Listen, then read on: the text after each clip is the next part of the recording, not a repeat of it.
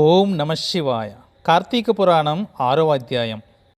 ఈ అధ్యాయంలో కార్తీక మాసంలో దీపాన్ని ఎలా దానం చేయాలి, దాని వలన కలిగే ఫలితాలేంటో వివరంగా చెప్పాడు వశిష్ఠ మహర్షి జనక మహారాజుకు.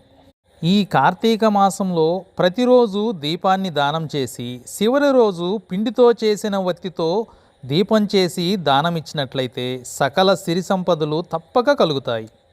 పూర్వం ద్రవిడ దేశంలో ఒక స్త్రీ ఉండేది. ఆమెకు పెళ్ళైన కొద్ది నెలలకే భర్త చనిపోతాడు. వితంతువుగా ఉన్న ఆమె ఎలాంటి ఆధారం లేకపోవడంతో ఇల్లిల్లు తిరిగి దాసీ పనులు చేస్తూ వారు పెట్టింది తింటూ కాలం గడుపుతూ ఉండేది. వాళ్ళు ఇచ్చిన డబ్బులు దాచుకుంటూ ఆ డబ్బులను వడ్డీకి తిప్పుతూ ఉండేది. కానీ ఏనాడు ఒక్క రూపాయి కూడా తన దగ్గర ఉన్న డబ్బుతో కొనుక్కోవటమో, వండుకొని తినటమో, లేదా పూజా పునస్కారాలు చేయటమో, దానమివ్వటమో అస్సలు చేసేది కాదు. ఒకనాడు ఆమె నివసించే గ్రామానికి శ్రీరంగం వెళుతున్న ఒక పండితుడు వచ్చాడు.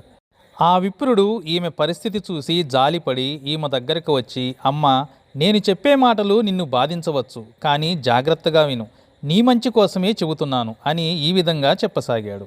అమ్మ, నువ్వు ప్రతిరోజు కష్టపడుతూ సిరి సంపదలు వ్యామోహంలో పడిపోయి ఆ డబ్బును నువ్వు తినటం లేదు, భగవంతుడికి ఖర్చు పెడటం లేదు.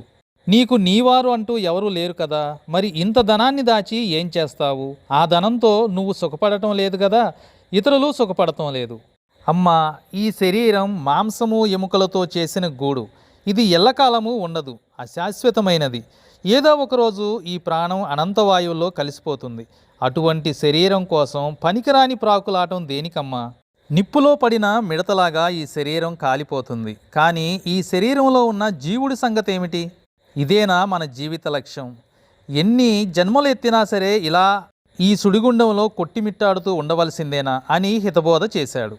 ఇది కార్తీక మాసం. ఈ మాసంలో ప్రతిరోజు దీపాన్ని దానం చెయ్యి అని ఆ దీపదానం గురించి వివరించి వెళ్ళిపోయాడు ఆ విప్రుడు. ఆ బ్రాహ్మణుడు చెప్పిన దానిని 10 విధాలా ఆలోచిస్తూ లాస్ట్కి ఒక నిర్ణయానికి వచ్చింది. తను సంపాదించిన ధనాన్నంతా దానధర్మాలు చేయటం ప్రారంభించింది.